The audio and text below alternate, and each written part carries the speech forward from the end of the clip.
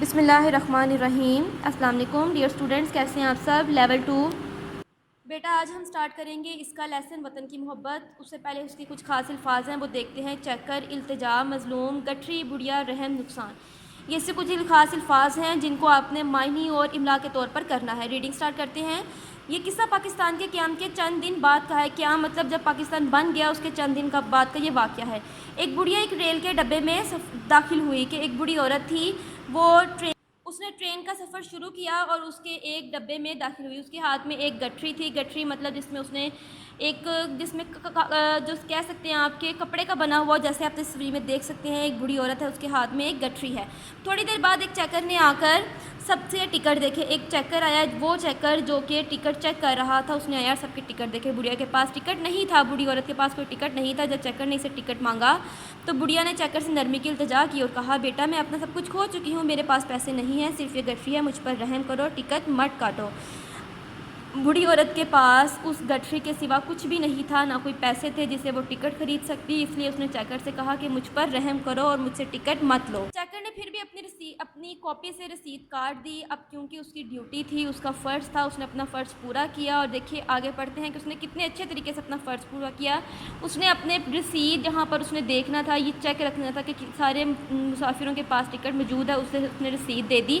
اس نے بڑھیا کو جواب دیا، اماں میں جانتا ہوں کہ تم مظلوم ہو، کہ تم پر ظلم کیا گیا ہے، لیکن ٹکٹ کے بغیر سفر کرنے سے پاکستان کو نقصان ہوگا، اس لیے ٹکٹ تو بنے گا مگر اس کی رقم میں اپنی جیب سے دوں گا۔ چیکر کیونکہ اچھا تھا، اس نے اپنی جیب سے مطلب اپنے پیسوں سے اس بڑھی عورت کو ٹکٹ خرید دیا۔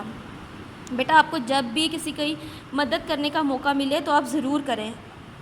جی بیٹا آگے اس کے نوٹس آپ کے پاس موجود ہیں۔ نوٹس میں خاص الفاظ ہیں، التجا، مظلوم، بڑھیا، رحم، نقصان، جن کو آپ نے املا کے طور پر کرنا ہے۔ آگے الفاظ معنی دیکھیں۔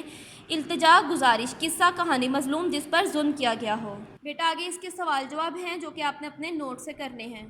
دیکھیے اس کا پہلا سوال نمبر 1، یہ واقعہ کب پیش آیا؟ یہ واقعہ قیام پاکستان کے چند دن بعد کا ہے۔ یہ واقعہ قیام پاکستان کے چند دن بعد پیش آیا۔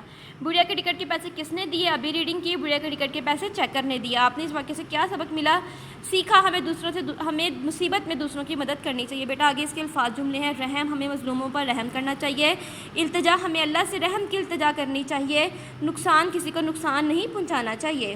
جی بیٹا آگے ہیں اس کے ارکان ملائیں۔ میم شین مش، کاف لام کل مشکل، ڈال بے ڈبے بڑے بے ڈبے، پے الف با کاف پاک، سین تے الف تا نون ساکن پاکستان۔ آگے ہے ارکان بنائیں۔ چیکر، مظلوم اور نقصان، ان کو آپ نے علیحدہ علیحدہ کر کے لکھنا ہے۔